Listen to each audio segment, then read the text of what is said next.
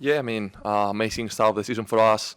I think there's always a lot of expectations on how the season starts, but to be honest, the most important thing is how it ends. It's good that we are in a good momentum now.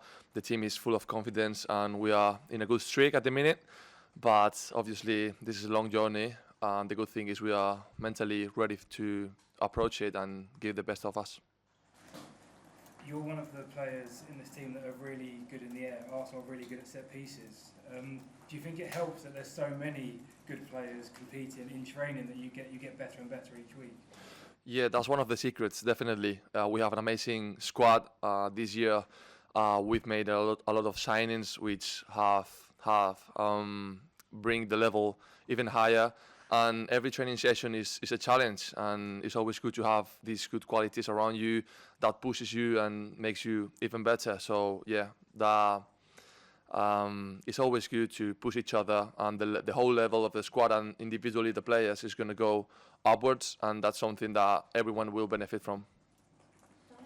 Hi, Mikel.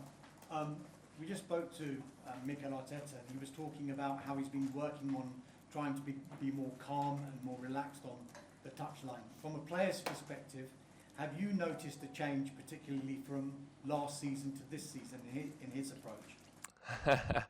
Well, I mean, you can see he is a really intense manager. He wants everything to go the right way. I see him as a really good character on the touchline. I think sometimes you need that intensity in terms of a player. Also, the crowd can see that he is committing to the team and to the results. And in training sessions, you can see that fire as well. So that's driving for us.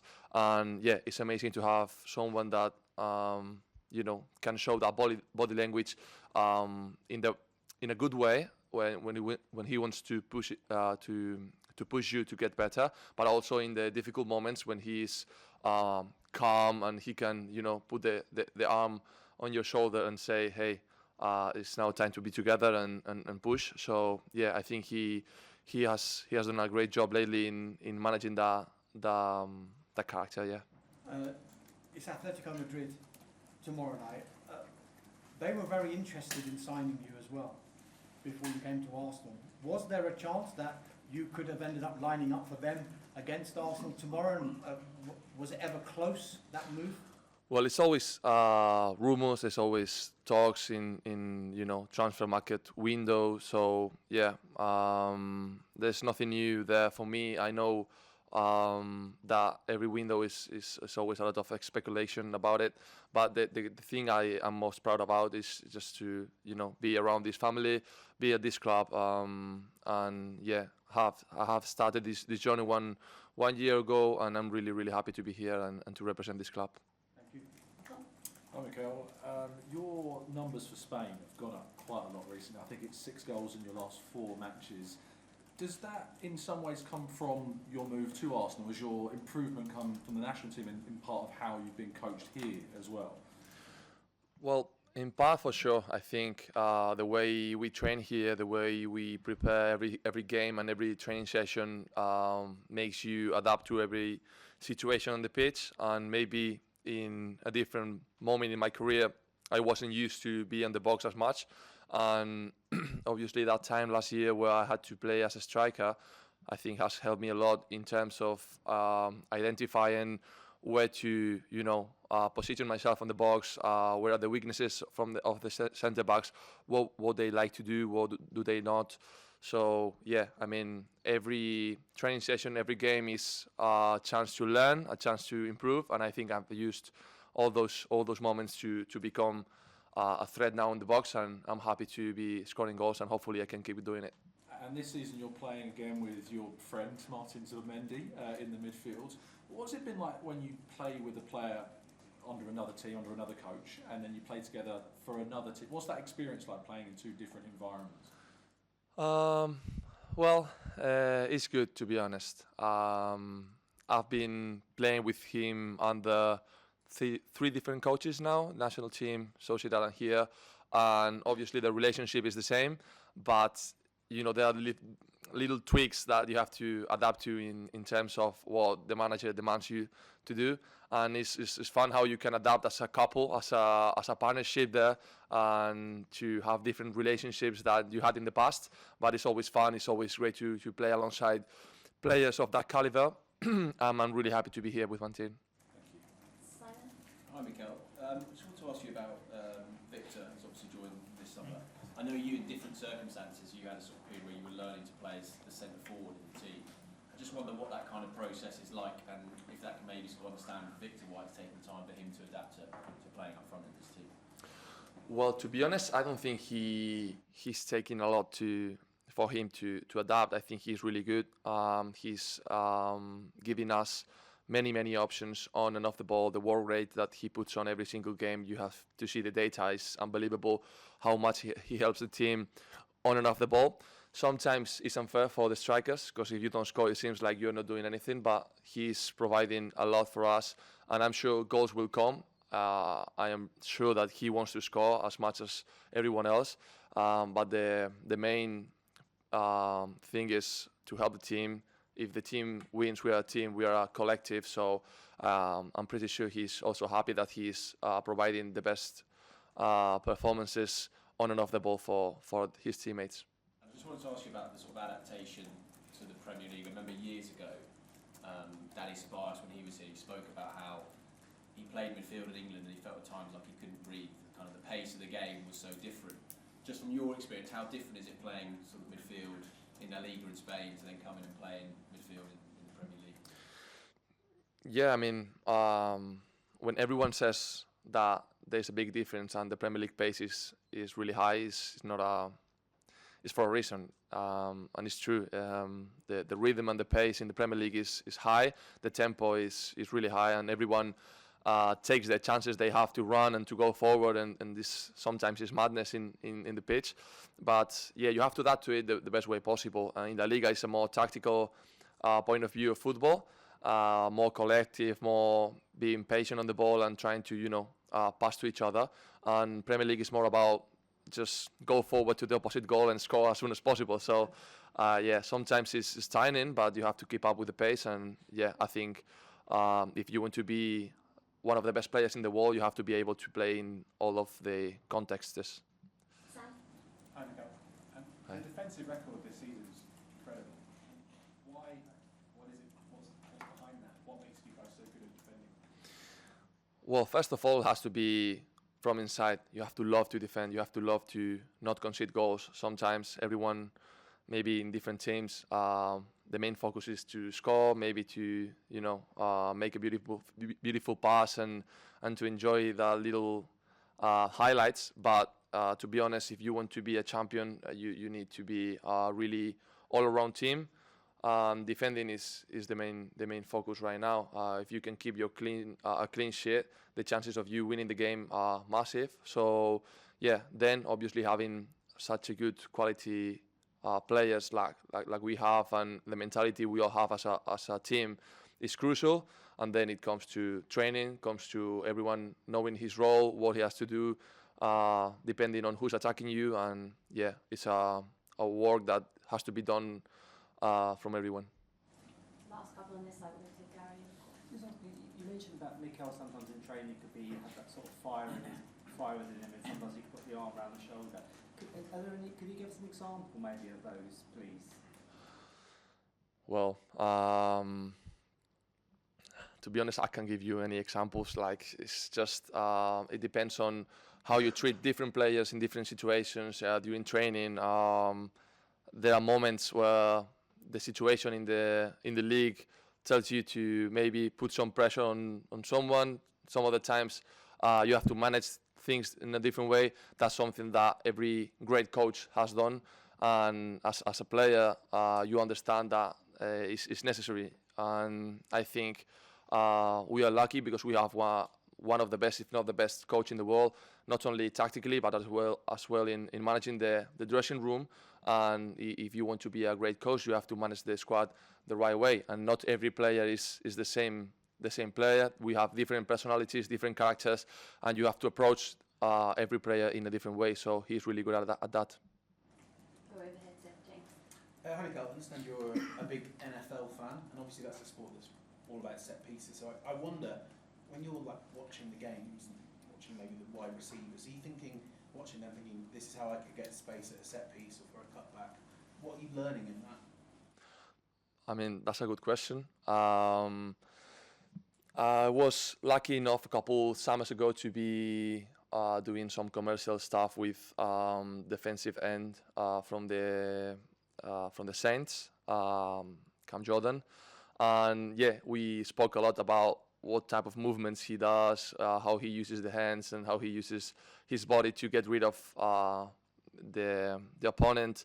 But also mentally, I think you can learn a lot because in NFL it's one play at a time, and sometimes in football you get carried away by momentum, by the fans, or by the result, and you have to be focused on the next play. So yeah, I think keeping the focus on the next action and what happened 10 seconds ago doesn't matter is the main thing you can take away from NFL as well.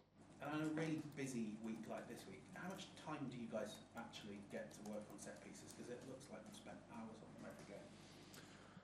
Well, unfortunately, with the schedule, we don't have as much time as I'm sure Nico would love to have. But of course, we pay attention to every single detail, and with the small amount of time that we have, we try to make the best out of it for sure. For Mikel, can I just take you back to Victor? It was just so obvious to me that watching the game on Saturday, there was so much kind of affection and sort of love for the player from his teammates and so on.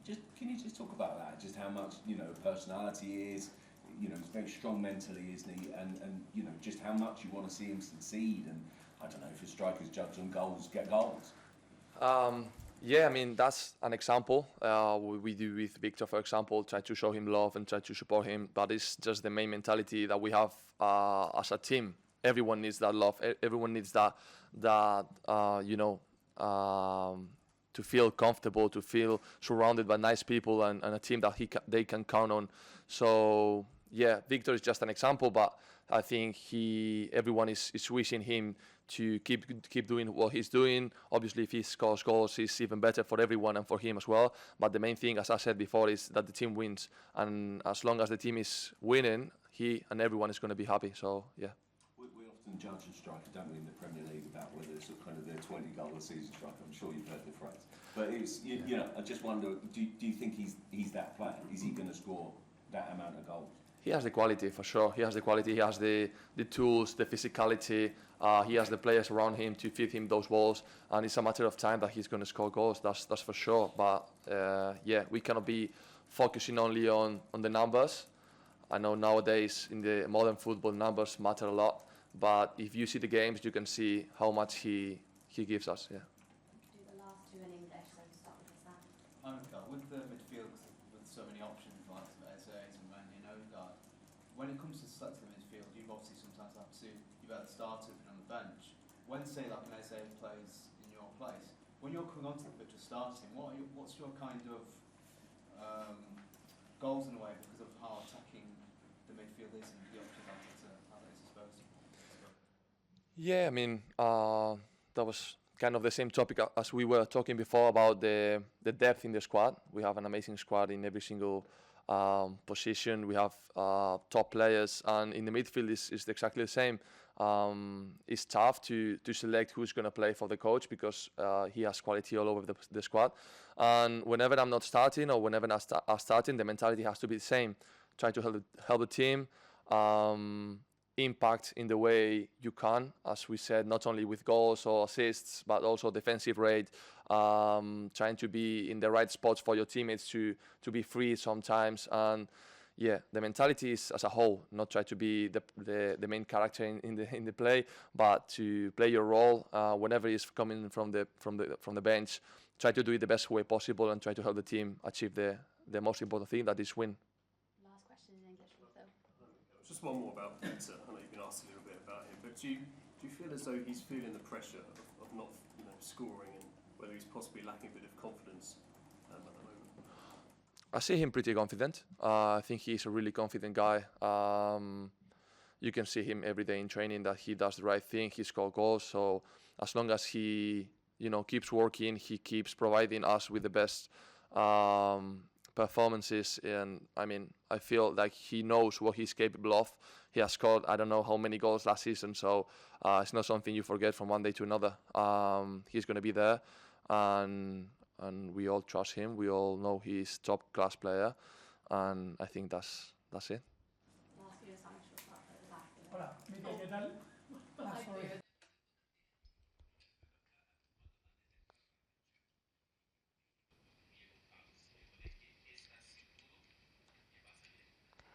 What are you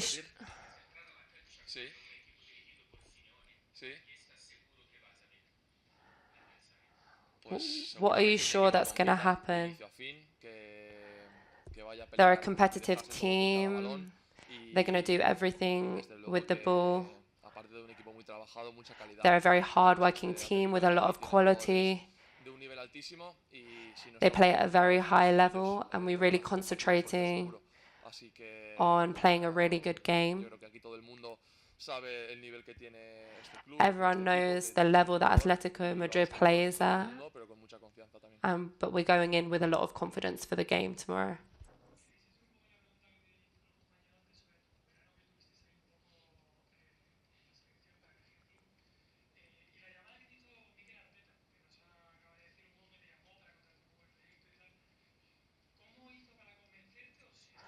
What did Arteta do to convince you to come to Arsenal and the other Spanish players in the team? Bueno, la verdad que fue un verano muy movido, ¿no? Con el tema de la selección, fue difícil mantener todo el foco donde tenía que estar, pero al final jugando una Eurocopa sabes que lo primero es. When we were playing for the national team, we were giving everything we could for the national team and give our best. Pues bueno, era una oportunidad única, una oportunidad para jugar en un club grande, buscar una experiencia. It was an opportunity for me to come to such a big club and experience this. Así que bueno, si a eso le sumas el nivel que tenía la plantilla en aquel entonces y que bueno, the level that the squad has, it's incredible, and he's one of the best coaches in the world. Me iba a ayudar. He said he was going to help me, and this was a really good option for me.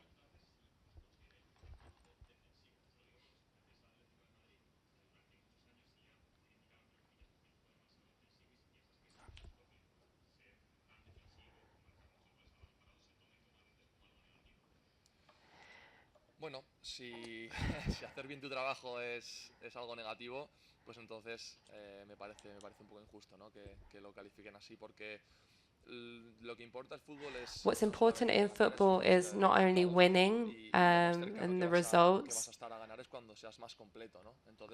When you win, you become more complete, and there's lots of different facets to this.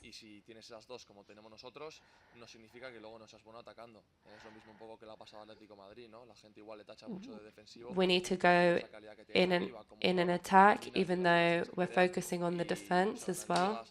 We need to do both things. They're always going to have a good